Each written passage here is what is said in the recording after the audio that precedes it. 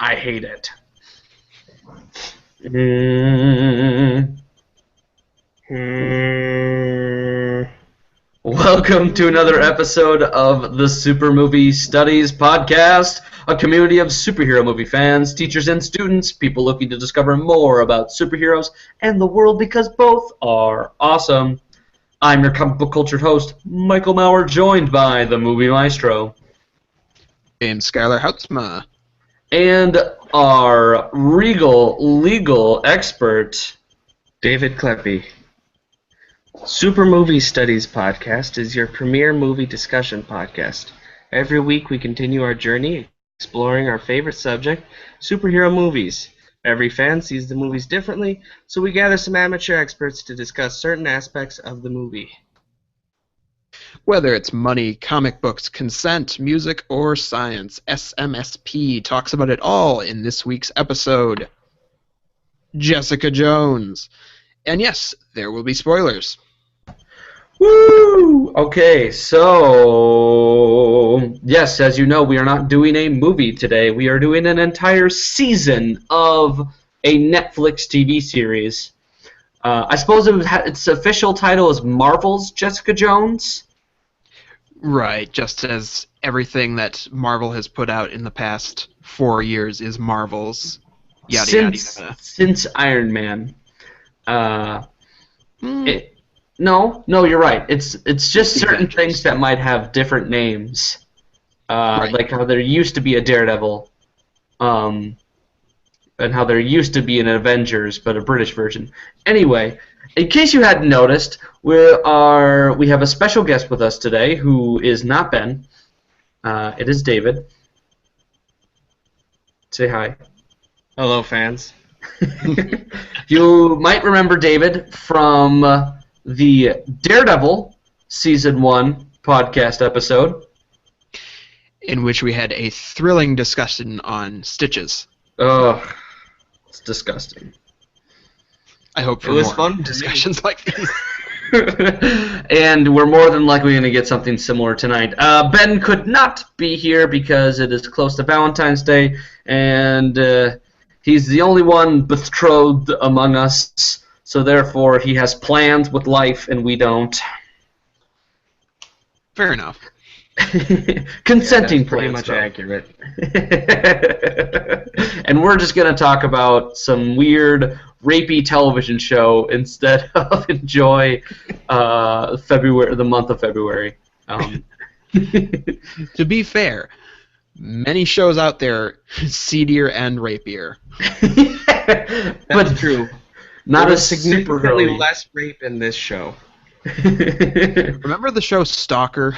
No, I don't want to. All right, so let's go with first opinions of Jessica Jones, and I want to hear what Skylar has to say. Me? Oh, sorry. Quick pause. David, if you don't remember, you've never been online, but there should be a button in the top when you are not talking. Please hit the mute microphone, and anytime you want to interject or in any way speak or laugh, that's fine. Okay, take it away, Skylar. All right.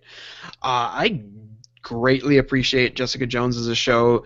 It's by far the most mature and complex series that Marvel's come out with so far. Due to the fact that it's really a noir show, it moves a little slower than, say, Daredevil. Not as much action going on, but it definitely makes up for that in the tone it establishes. All of the cast members are terrific. I feel it's a little bit one of those shows where the villain kind of steals the show right out from under the hero, but I still find it a pretty engaging show to go back and revisit. Popcorn. David. Yeah. Yes, you remembered.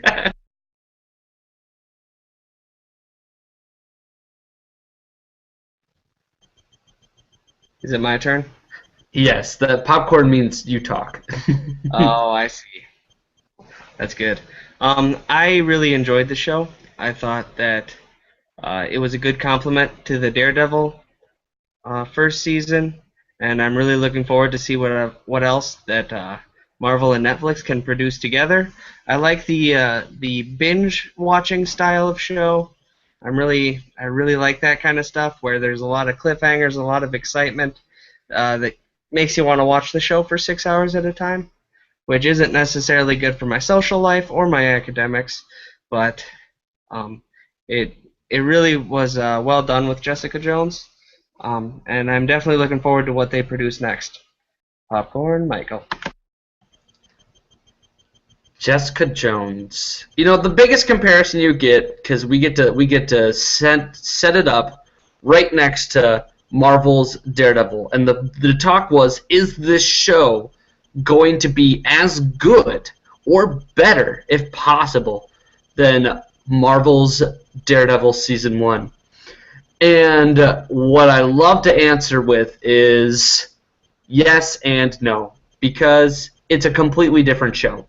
Maybe not completely different. It's certainly way more mature, but it's definitely dealing with those mature aspects like Daredevil did, where it's much more grounded and a lot less fluffy comedy that you see in the movies where it's aimed more at kids. Daredevil was very action-filled, and it dealt with both Matt Murdock and the Kingpin on sort of in parallel lines that eventually would cross. With Jessica Jones, you get pretty much just Jessica, and that's fine. And you don't get as much action. You get a lot more mystery. But what you do get in heaps and loads is wanting to just like crawl up into a ball and cry because of the shit that you have to watch during this series. Within that first episode, what Hope Schlottman does to her parents, and you just go, oh, shit, because you didn't think they were going to bring in Purple Man right away, but they do it in episode 1. You just go, it's going to go up from here? It's like that was like a low point? Yes, that was a low point. It gets much more fucked up the farther you get into the show. It's unreal, the creativity of this team of writers and creators who said, all right, what can we do to make the fans drop their mouths even lower for the next episode? That being said, it's a wonderfully produced thing, television series, and I'm so glad that the fans are going, hey, everything coming out right now is awesome. We demand a season 2.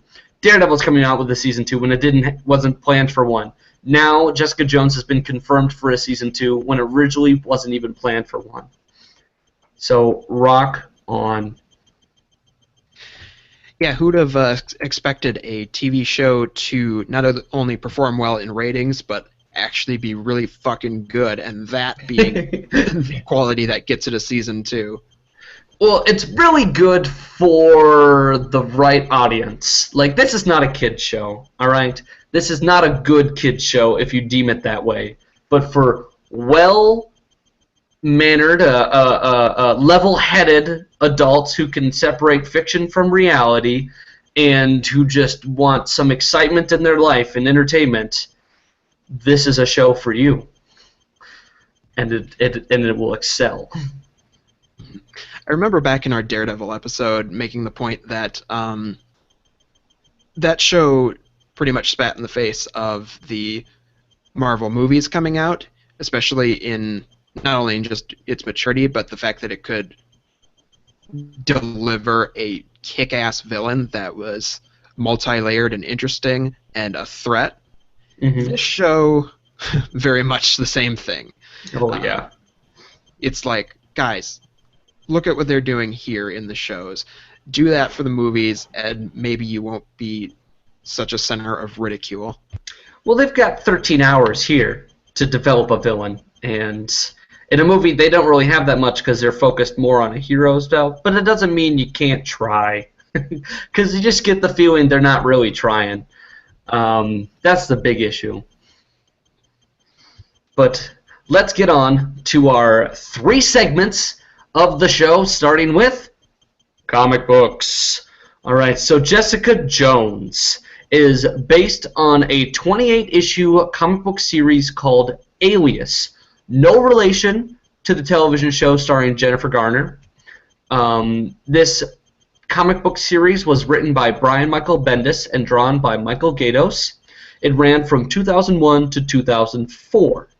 So this was BMB's chance to create a character within the Marvel Universe where everything is retconned into it. So she was a superheroine named Jewel until something horrible happened, and then she retired and became a private investigator. Alias was a Marvel Max imprint book, meaning it had explicit content. It was able to swear.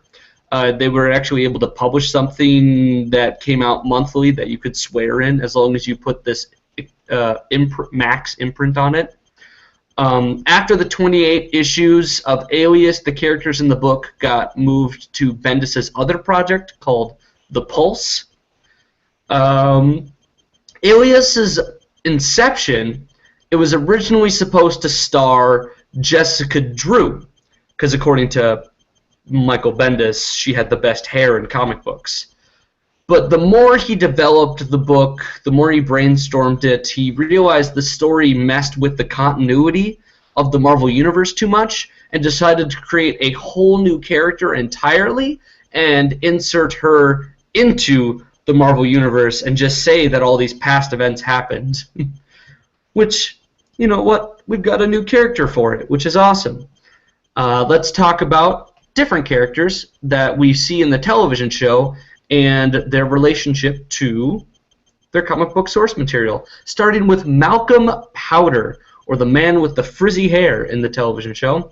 He premiered in Alias number 6, and in the book he's just a fan of Jessica Jones, a high school kid who becomes Jones's assistant after helping her solve a case revolving around the third Spider-Woman, Maddie Franklin. And he's just some punk kid. There's no... I like him much better in the television show because he's fleshed out, and you see that he is like trying really hard to be a humanitarian when everything in the world is telling him to go fuck himself and just stay and look out for number one. Whereas in the book, he's just a punk kid who's just trying to be next to his a person he admires. I will go so far as to say I love the changes to every character from the comic line in this show, not just because they're so much more fleshed out and interesting, but probably the worst part of that Alias series was how they tried to shoehorn all the Marvel characters in, like after the fact and whatnot, and we don't get none of that here. So yeah, it keeps it separate. Next character is Frank Simpson, aka Nuke in the comic books. You just see him as Officer Frank in the television show. He is Daredevil. He premiered in Daredevil number 232 with Frank Miller and David Mazzucchelli. And here in the show, he's actually called Will Simpson. Oh, really? I thought it was Frank. Yep, his original name was Frank. They changed it to Will to avoid the confusion with a certain Frank Castle coming up in the next season of Daredevil. TV silly stuff. All right. So he's subject to childhood trauma that left him orphaned, and then he was abducted by Wolverine into the Weapon Plus program, which were just multiple attempts to replicate the super soldier project that created Captain America, aka Weapon 1. Nuke became Weapon 7. So, and then of course Wolverine was Weapon 10, aka Weapon X. Nuke underwent experimental surgeries that gave him bulletproof skin, cybernetic enhancements, and a second heart that could be regulated with red, white, and blue pills. As you saw in the show, reds are adrenaline, whites level out the adrenaline, and blues are downers to bring everything back to normal levels. Or, no, actually, sorry, blues were meant to make him unconscious. White was supposed to bring everything down to normal levels. I could use some blues in my day-to-day life. Actually, they were just NyQuil. Nobody noticed. They were just like, these are blue, so here's your NyQuil. I'm all for the reds. And so he is regarded as like the Vietnam attempt at Captain America. He he went crazy because he was tortured, and eventually he carves the American flag into his face, giving him that trademarked look of that U.S. flag stamped right into the front of his face. And he's mostly a Daredevil villain, but in the show I like how they're like, we don't need him in Daredevil necessarily, and he can certainly be transposed over to Jessica Jones's life. Kind of funny. A certain someone, when we were watching the show, told me that, well, he's just like an evil Captain America. Well, let me show you this. Would you like to read a comic book? The next character is Patricia Walker, a.k.a. Hellcat, but we never see her as Hellcat, or even, we see a couple hints of it in the show. And you will not believe the history of this character. Patricia Walker is actually a Golden Age Marvel comic book character. She premiered in Miss America Magazine #2 in 1944 by Otto Binder and Ruth Atkinson. This was back when Marvel Comics was known as Timely Comics, and it was part of the Golden Age teen romance comic book trend before superheroes became the big ticket in the 60s. This book was published meant to rival Archie, which was pretty big at the time. Patsy is the character inconsistently appears throughout the years, but enough to say that she never took a really long hiatus. And then in the 70s, she comes into a new character as Hellcat. So she became Beast's lab assistant after high school graduation. It's when they moved her away from the teen romance books, and this led to her infatuation into becoming a super heroine. She has no inherent superpowers, but eventually she develops psychic abilities after going to hell. That's a whole new different storyline altogether. And I'm sure I'll explain all of that as they further introduce her as Hellcat, and I'll talk about it in Jessica Jones Season 2, because that's just that's something different and completely. So eventually she joins the Avengers, and so she's known as a prominent Avengers character who's just one of the many non-superpowered, just vigilante athletes that they put on their team at regular. In the comic book Alias, she is not in there at all, along with neither is Nuke, but Jessica Jones does have a BFF that she talks to in that book, and that's Ms. Marvel, Carol Danvers. And I'm guessing they didn't want to use Carol Danvers for the series because she's getting her own standalone movie in, 2018? 2017? The future. Up, but not very soon. Yes. They haven't announced even who's going to play her. Next character. Next character, Luke Cage, a.k.a. Power Man. Now, Luke Cage is premiered in a comic book called Luke Cage Hero for Hire #1 in 1972 by Archie Goodwin and John Romita Sr. Excuse me. And he's got a long history in the comic books, all right, with a bunch of different relationships with a bunch of different characters. So I'm just going to describe his relationship to Jessica as kind of it pertains to the television show. So his appearance in Alias is that he has a one-night stand with Jessica while she's depressed, and this is before Miss Jones starts dating Scott Lang, the second Ant-Man, shortly after these events take place. When she finds out she's pregnant, because of her one-night stand with Luke, she tells Lang, and then they break up, which is probably the best scene in that entire series. Granted, it doesn't happen until issue 28, but that whole page, I put the book down because I was just like, woof, that was too real of everybody's reaction and how that whole event probably would have taken place. In Alias, Luke is shown as a womanizer / quote-unquote cape chaser. Likes to have sex with a lot of superpowered women. There's a lot of jokes about the one time he had sex with She-Hulk. He warms up by the end of the book because he's kind of a douche at first. And eventually, as soon as Jessica tells him that, hey, I'm having this baby and it's yours, I was like, oh, do you want to keep it? I do. All right then. New chapter. And so that's like pretty much where the Luke Cage, Jessica Jones getting married eventually relationship starts, because they have a baby and they name her Danielle based on Cage's best friend, Danny Rand, aka Iron Fist. And I'll talk a lot about Luke Cage during the upcoming Luke Cage Marvel Netflix series.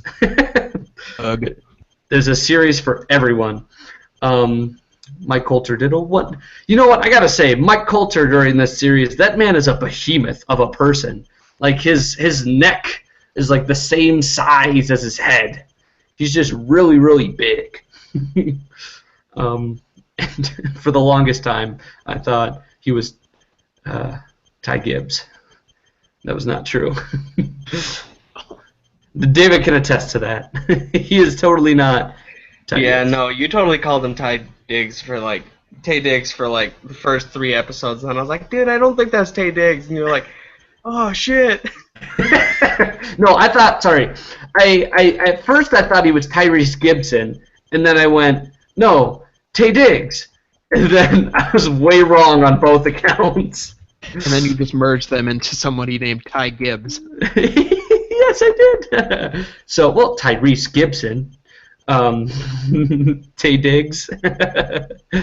So, yeah, I had a lot of trouble figuring out Mike Coulter until I locked it down. Because I'm racist, or okay, the news was, there was a lot of news on who was going to be Luke Cage, all right, until it eventually ended up being Mr. Coulter. There was talk of Tyrese Gibbs. I don't think Tay Diggs was ever in the mix, and that was just me being dumb. And there was also talk of Terry Crews. You know, we haven't seen him in a big, serious role yet, and I think he could have pulled it off. He's a wonderful actor. Next character, Kilgrave, a.k.a. the Purple Man, premiered in Daredevil #4 in 1964 with Stan Lee and John Orlando. His origin story was he was a spy sent to infiltrate a Croatian chemical company, which leads him to being doused with experimental nerve gas, turns his hair and skin purple, hence getting his name, and he can make people do whatever he says because of the pheromones he produces from his skin, make them highly susceptible to suggestion. So, in Alias, he takes control of Jessica when she was Jewel, kidnaps her and tortures her for months. Never, though, did he have sex with her.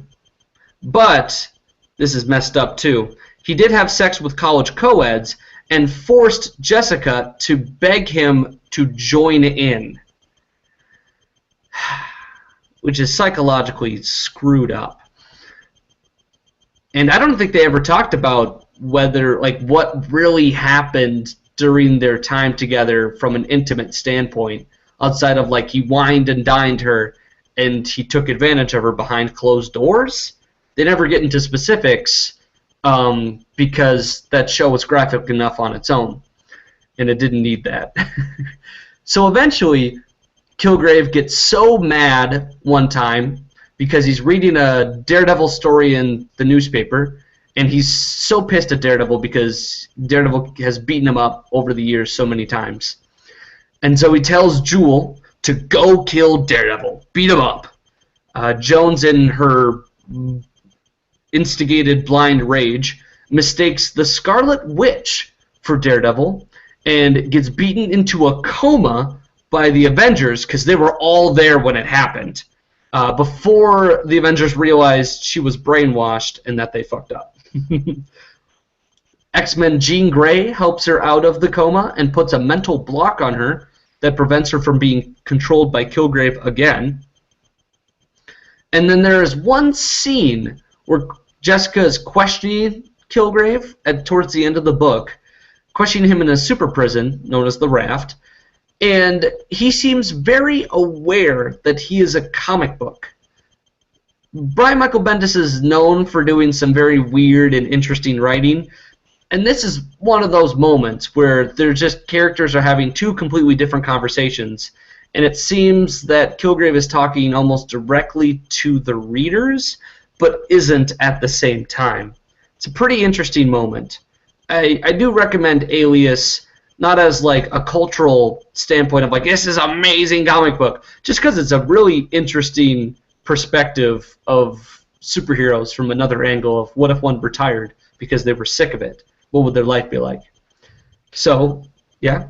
I love Kilgrave's line in the comic book of "Don't mess with the continuity, Jessica. They'll hate you for it." And it's like, ha!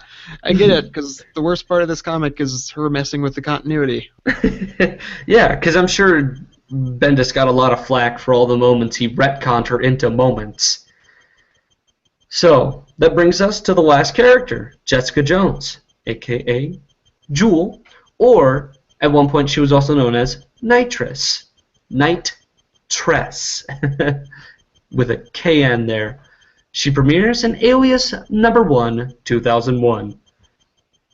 Her real name was Jessica Campbell, and she was a nerdy girl with a crush on Peter Parker. She went to the same high school as him, pre-Spider-Man. She gets into a tragic car accident where her whole family collides with a toxic waste truck, and it leaves her with superpowers, so she decides to become a hero under the name Jewel. After her experience with Kilgrave, she gave up heroing to become a PI, and after the events of the entire Alias comic books, she accepts a job at the Daily Bugle to become a superhero correspondent, and her stories continued in a series called The Pulse. Her relationship with Purple Man is touched upon for maybe 10 issues in the entire Alias series, in which he's probably only in 3 or 4.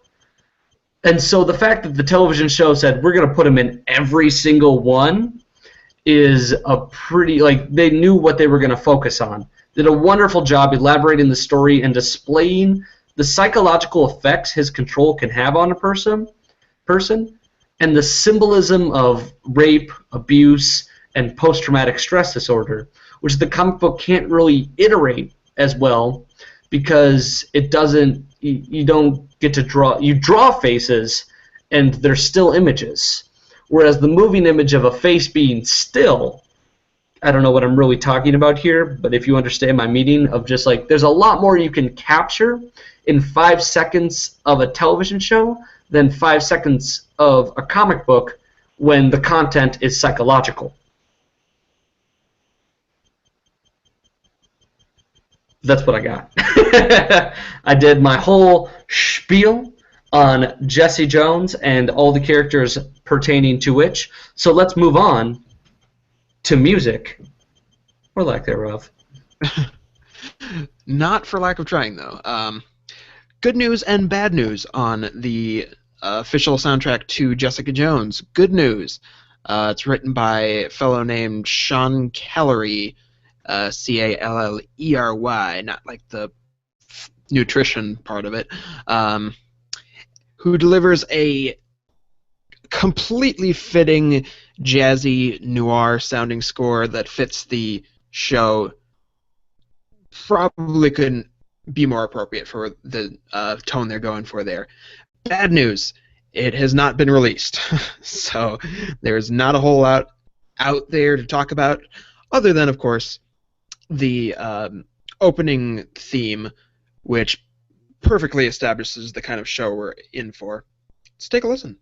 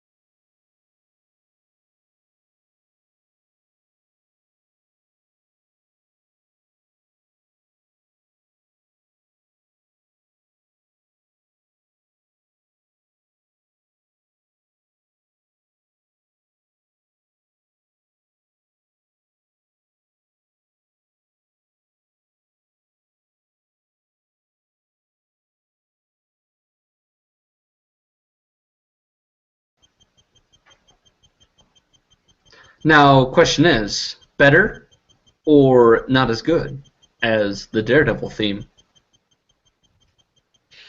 In my opinion, better. Just because there's a more, there's more character to this one, where they ask, oh, what's the Daredevil theme? It's just like and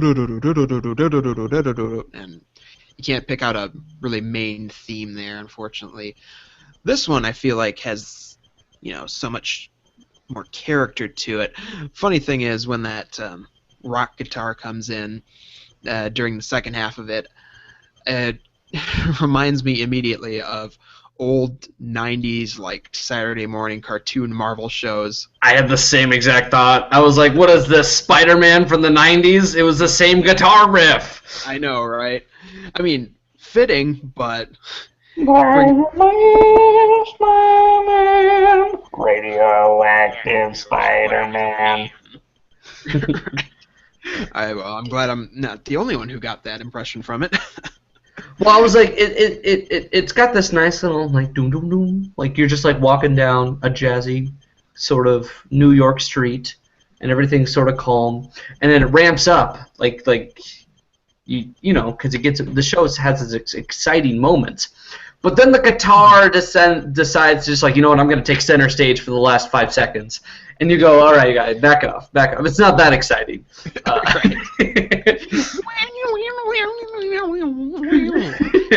And it's like, damn! Okay, we get it. Thank you. Good job. But I mean, I'm sure the fans have listened to that theme multiple times. We just want to take a moment for you to really listen to it, so we can talk about it. Because a lot of the tracks we tried to find, they're just like noir background music. So it's take the first 20 seconds of the theme and multiply it times whatever amount of time you need for your background track, because that's what most of them are. Pretty much. I mean, there's certain instances where they have like some kind of really cool beat going on behind some of the investigation stuff, but unfortunately that's not out in the universe for me to pick out and have you listen to. So I'm sorry I failed. AKA not on YouTube. Right. I mean, you can listen to it with like blurred out audio, so Yeah. just every once in a while. That's true. But instead of that, I think, did we pick out the tune that Patsy's got going on in the final episode? Yeah, we can't just have one song for the music section. Like, if we're gonna talk seriously about the theme, good. But let's have a quick little jam out session, because if you guys remember that last scene, or those final moments of the last episode, where Patsy shows up and she's just jamming and disguised as Jessie, we found that song for you. It's called Demons by Sleigh Bells. Cue Music it. clip.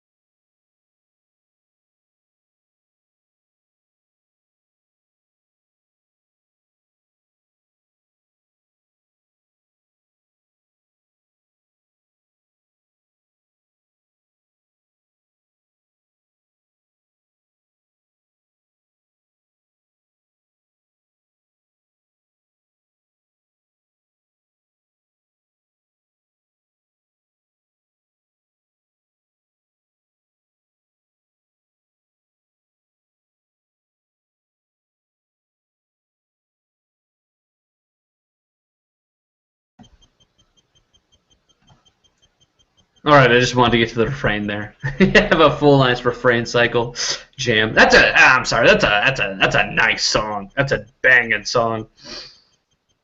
Is nice, yes. Just to jam to, man. I love when you find some nice obscure, like I feel as if that's a song that's been listened to a lot by Melissa Rosenberg, and she's like, we gotta fit it into the show somehow. Right. I don't feel like it would have found its way there otherwise. Someone was like, I love this song, and now we get to love it too. Awesome. Very nice. So, music's nice, a little short and sweet today. Yep. Hopefully one day we'll get access to the full soundtrack for it. That's what we have to talk about. All right then, let's move past science, because that ain't happening today. We were originally going to talk about if Kilgrave's powers do work, and we're going to reference a Vice documentary where drugs make you highly susceptible to suggestion. But like we said, Ben couldn't be here, so we've got David to talk about other stuff that's awesome, or just a list of things he might have gripes with. So David, what are we talking about? So, as you guys know, my two main loves in life are medical stuff and legal stuff. I'm an EMT, I'm an aspiring lawyer, so I take a special interest in that kind of stuff. So on the legal side of the show, we have Jessica Jones, who is a PI, who does a fair bit of stalking. But the thing is, and I did some research into New York state law, because I'm pretty sure this is taking place in New York. Is that correct? It's Hell's Kitchen. All of them are going to take place in Hell's Kitchen. Okay, good. According to New York state law, Jessica Jones would not be guilty of any sort of stalking, because in order to be a stalker, the victim would have to have reason to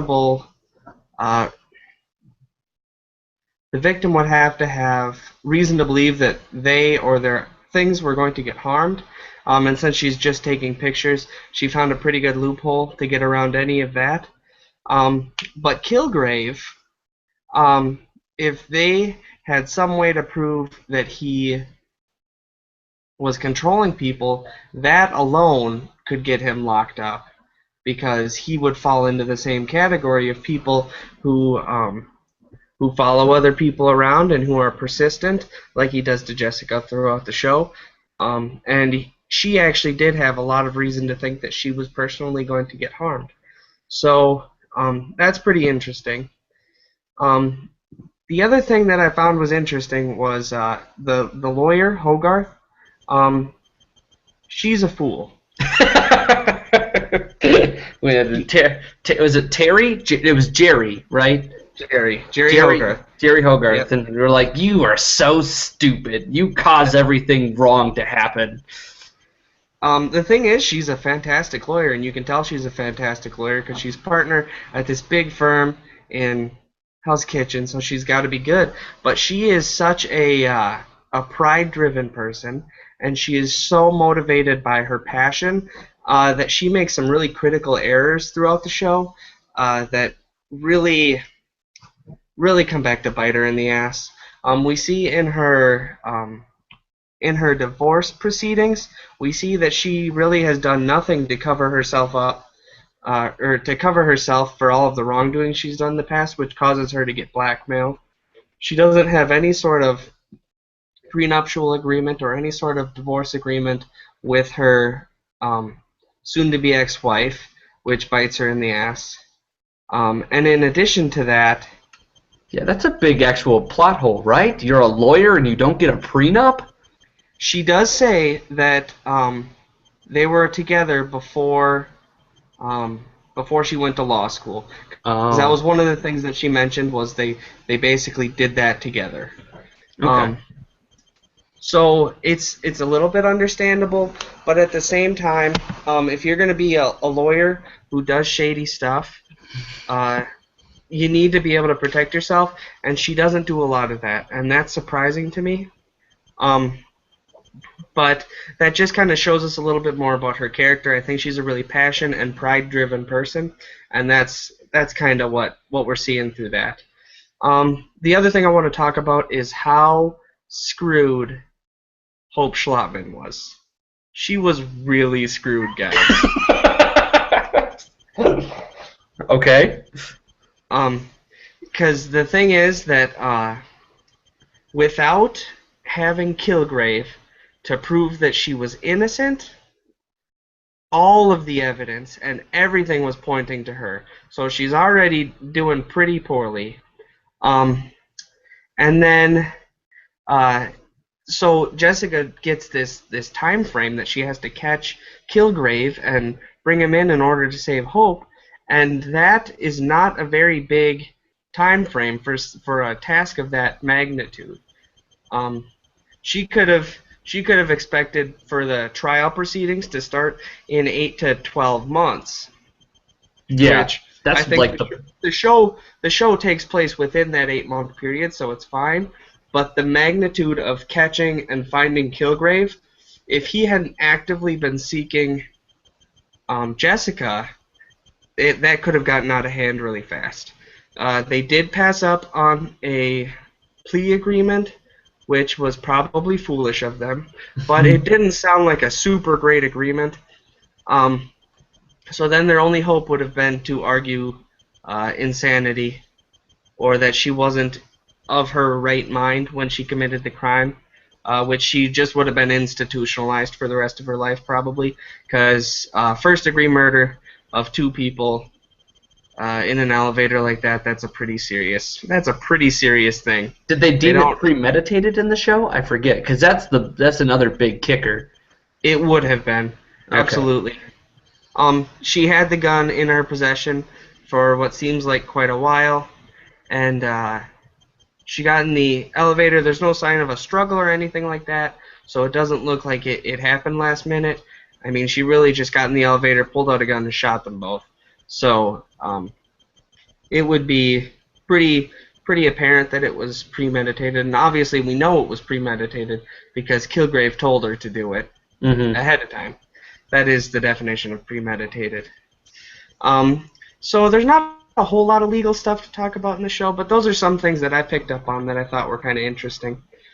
So there's some medical stuff to talk about, guys. He laughs really a little as he said it. Really gets me going. The biggest one, the one that really almost baffles me, is the fight in the bar scene, where Jessica comes in to protect Luke from all of these guys that are attacking Luke, and she goes there to protect him because she doesn't know that Luke can kick a serious ass. And so she is recorded as being able to lift a 2-ton truck, which puts her at around 25 times as strong as the average person. Okay. Using that and some average punching statistics from different martial arts and different competitions and stuff like that, she could probably put 300 Gs of force into a person if she punches them as hard as she can. That's 300 times the force of gravity.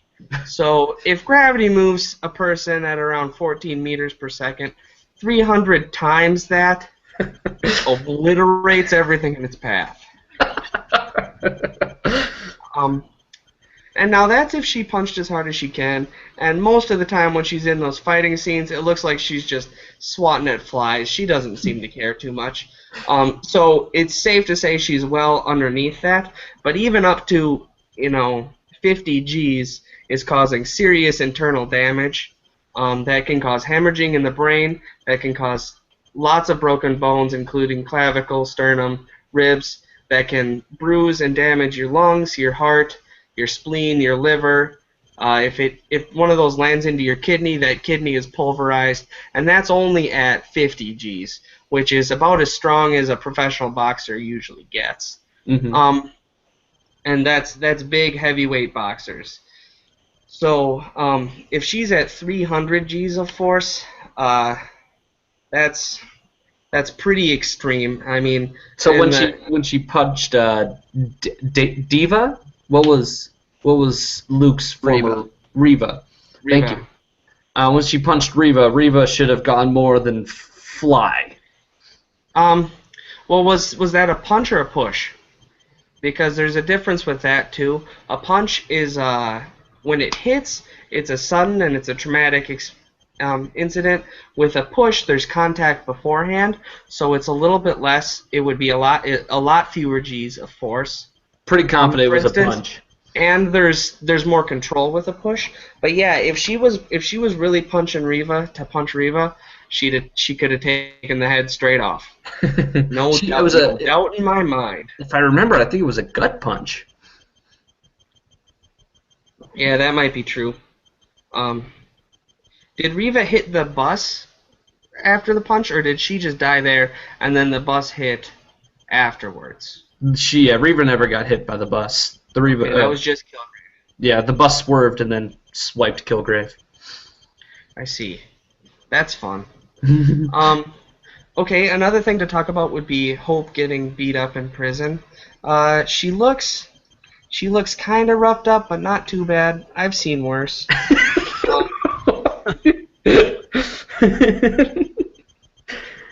She's got a black eye and a swollen lip and some of those superficial things which look bad but don't actually cause that much harm. And if she paid off the other prisoner to hurt her, it's kind of safe to assume that other prisoner was not going malicious, not really trying to super damage her, just trying to put her in the hospital wing for a night. So I think that's not too bad of an instance, but she probably was beat up pretty good. And then immediately after that, she has that kind of under the table abortion, and it sounds like whatever they gave her was not meant specifically for abortion. It was meant to screw her up, which would then, of course, screw up the baby. Oh, really? That wasn't like a really delayed Plan B pill? Yeah, that's what it sounded like to me. Because Hogarth was saying you were going to get super sick when you take this. For the most part, like on the table, super legit abortions, like in a clinic and stuff like that, the mother is not going to get very sick about it. Obviously, the fetus has no hope, but that one in the hospital wing, it sounds like it wasn't specifically meant for that. That was just going to be kind of one of the things that happens because of it. Okay. So it's just like introducing a bunch of vile to your body, and that's pretty probably much going to kill a fetus. Yeah, they're mildly poisoning her and hoping that the poison is enough to kill the fetus. Ugh. Which unfortunately is the way that a lot of people end up doing it, and that's not safe for them. But that's kind of what some people have to do, especially if they're in a very strange position like Hope Schlotman is. No. But she is. I know we're getting. It's a fucked up TV show, guys. So the content behind it is fucked up. Is so. But because what I'm about to say, it's gonna sound weird. She expelled the fetus. Because Hogarth took it, and that's what they used to supercharge Kilgrave. Oh my god, just rethinking about this shit is fucked up. Yeah, it's fucked up. Yeah. So, like, so it was like triggering a preemptive birth? Like, or did that stuff... if the fetus dies, the body is going to trigger a birth anyways. So if Hope would have been sick enough to kill the fetus, the body would have recognized that and been like, well, I guess I'm done here, and then just booted it out anyways. Oh. A miscarriage, pretty much. Ooh, okay. Gross. That's not good for anyone. Not pretty. Not a pretty thing. That was honestly, it didn't seem like it, but that was one of the darker moments in this show. That really was...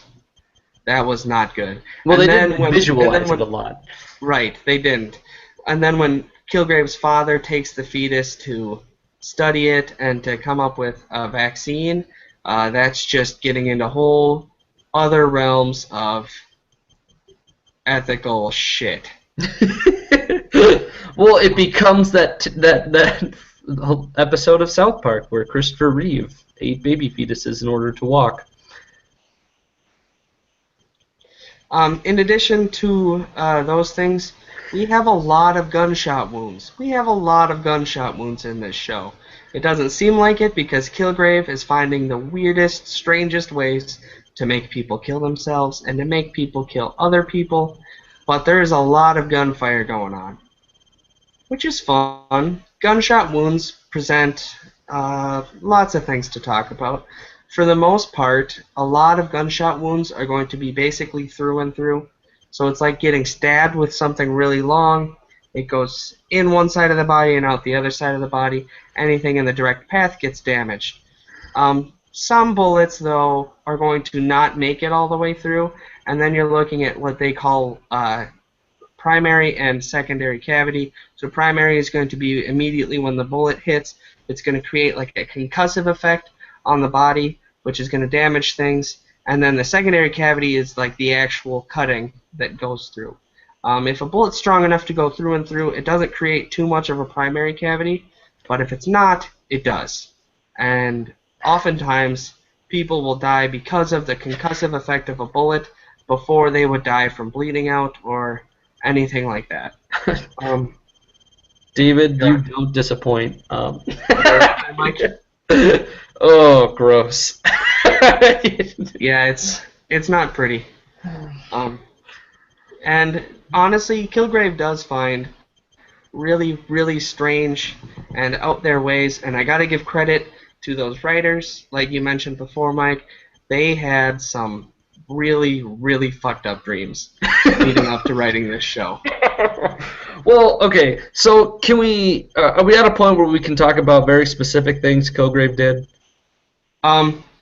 Sure, there's one other thing I wanted to mention from the medical aspect, and that is how angry the RN got when some poor little intern RN couldn't stick a needle into Luke Cage. And I was just floored by that, because I was like, she's literally watching this needle bend, and she's like, I'm going to find someone who can do it. And I'm like, no, you're not.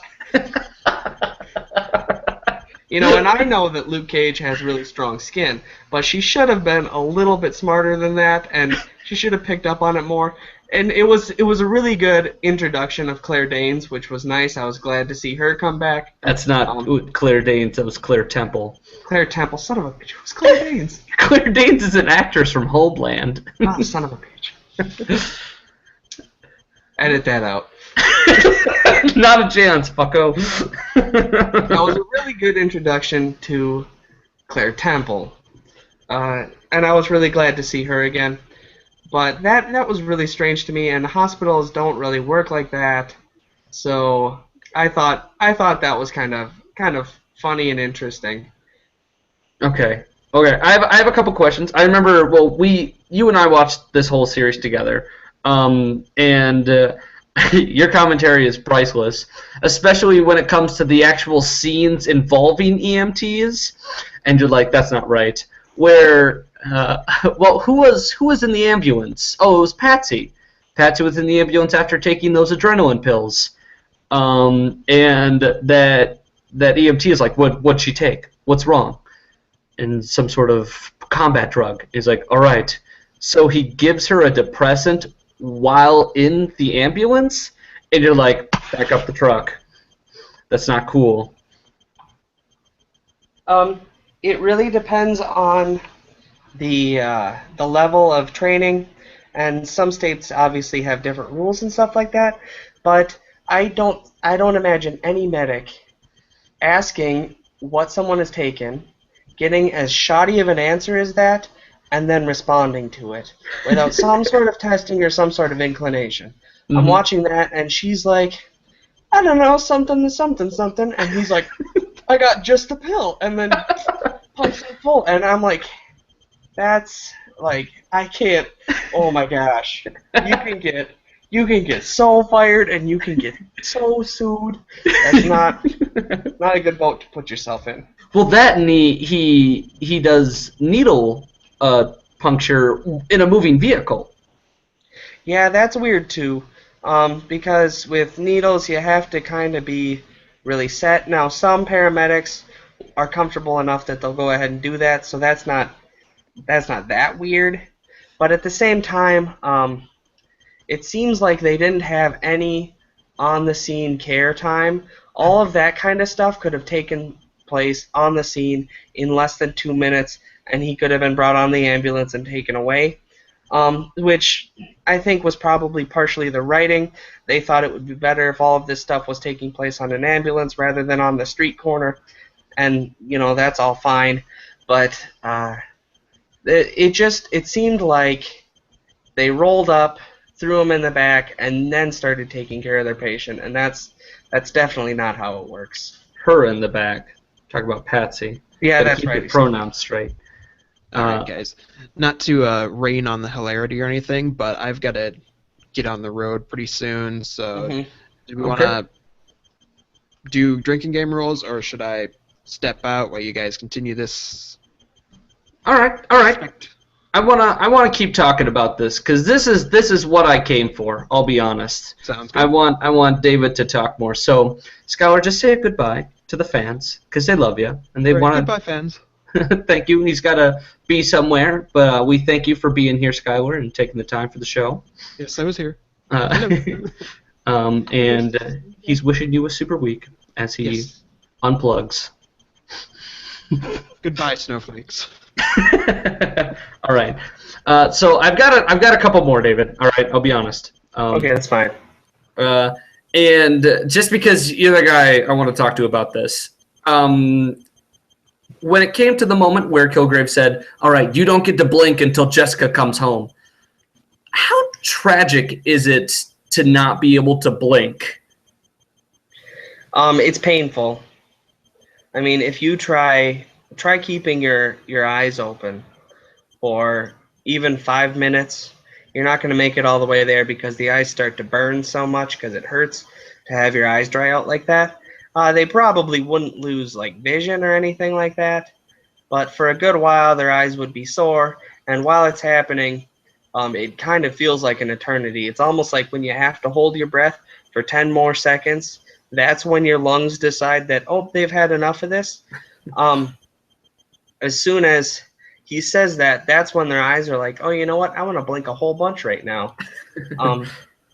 Whereas, in actuality, the eyes don't need it that much. So it's more of a psychological game at that point. Mm-hmm. What is your experience with adrenaline combat drugs? I mean, it seemed to have given him super strength. I've only taken them a couple times, so. But can you take a pill after an adrenaline pill that will bring you down to normal levels, or I thought you just had to sort of wait it out of your system, and depressants were kind of dangerous to mix. There are things. It's dangerous to mix for sure. There are things that will counteract adrenaline a little bit, but in most cases, people are just gonna have to wait it out. Yeah. It sounds like it's not exactly adrenaline that they're giving him. They're giving him some sort of wonky stuff that's doing all sorts of things to his body, and then they have a pill that's specifically for it. So honestly, if that doctor has come up with the perfect system for that, kudos to him. That works with me. Oh, trying to think. Were there any other ostensive Kilgrave moments? You can't die from your eyes not being able to blink, right? No. You don't actually. Okay, that doesn't. Well, can you go blind? I mean, eventually, but that would take a really long time. Okay. Because I never thought about that before. Like, what if you physically could not blink for a long time? How would that? Yeah, it would just be really, really painful. I mean, there are people who wouldn't die. There are people who lose their eyelids, and they have to use eye drops just to keep their eyes lubricated and wet, and they end up going for long periods of time without anything in their eyes. And for the most part, lose their eyelids. Yeah. Apparently, eyelids are flammable. Oh. So, good to know. You see that a lot with severe burn victims and bomb victims, where their eyelids are pretty much gone. Okay. Anything else you want to talk about, David? I was really fascinated by some of the weird ways that Kilgrave came up with for people to kill themselves and or kill others. But that's all pretty easy to see and pretty easy to tell what's going on. So you don't need me for that. No extra further explanation. Your mind has already grasped what it is and went, you know what? Yeah. I think I would have been better in life without it. What was there were two people with his father in that apartment. The one was sending his father through the blender over a period of time, which was I think Kilgrave said make father disappear from the earth or erase him from the earth or something like that. So he's sending all of his body parts through the blender. How did the other guy die? I think he killed himself. I think he made him killed himself.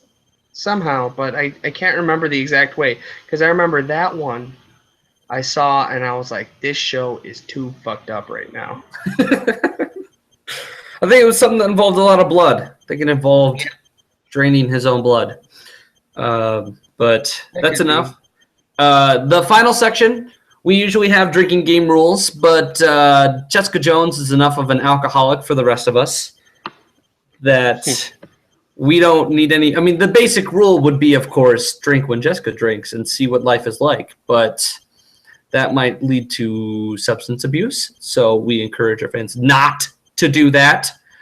And other rules would, of course, include whenever Kilgrave tells anyone to do something, or when anyone ever mutters anything vocally in the world of, that's fucked up, that's messed up. How about you have to take a super soldier pill every time Nuke takes a super soldier pill? No, I don't think it's fun, guys. Jeez, all right. We do not encourage drug or alcohol abuse. Let's just keep that straight, gang. But this show might, so they didn't have to file any sort of silly guidelines or consent reports. There's no warning signs at the beginning of the show saying we abuse alcohol. There's no V-chip. This isn't PGSAV. All those silly words. But I think we've discussed enough. We've talked a lot about the psychological backings. Well, hold on. Let me rephrase this. We talked a lot about how much Marvel's Jessica Jones prides itself in its earthy, grounded reality topic and subject, and how much of that is more pliable, more applicable to real life, and how much of that is just, come on, you got to get your medics facts straight, yo, homie. Your legality's fine, but some of that stuff is not cool. But that looks like it's going to wrap it up for today, super fans. Superhero Movie Club is recorded and produced by Tribe Cop Productions. If you like what you hear, show us your support by going to iTunes, finding Superhero. Ooh, sorry. Somebody's car alarm is going off. If you like what you hear, show us your support by rating us on iTunes. You just got to go to Super Movie Studies. Did I call it Superhero Movie Club just a second ago? Yeah. Fuck. Super Movie Studies, guys. It's a mild transition, but we will eventually. It's like the new year, right? There's still a few weeks where you write 2015 instead of 2016 for a while. This is the same thing. We don't regret the decision of changing the name, but it's just a habit. So Super Movie Studies podcast it is. Find that on iTunes. Baba Booey, Baba Booey. Triapcop.com. We'll let you know. We're sick of giving you updates because I only get so many updates myself. And I'm just going to keep telling you the project is in the work. I have not received any counter offers. If anyone wants to build a freaking website for me, that's great. If you don't, whatever, we're just going to keep telling you that it's on the way, and then it's still not here. So, we're just, by the way, we're running for president. So this is also part of our presidential platform, is promises we're not keeping. We're going to tell you right away that we're not keeping them. That's our true honesty. We're going to be even more honest than Trump. And I guess I'm doing all of the final bits tonight because also remember that we are still on Twitter, our Twitter feed at Super M Studies. So follow us. Twitter Tom is always there to answer any questions you have, any comments, any concerns about the episode, any suggestions on what we should talk about, any extra articles you may find and want to send to us, and we'll use whatever we can on the air as long as it's okay with you. So that'll do it today. I'm your host, Michael Maurer. James Skylar Hutza has left, and he said goodbye to you. Ben is not here because he is busy, and I'm David. David's here as well. Thank you, everyone, so much for listening. Have a super week.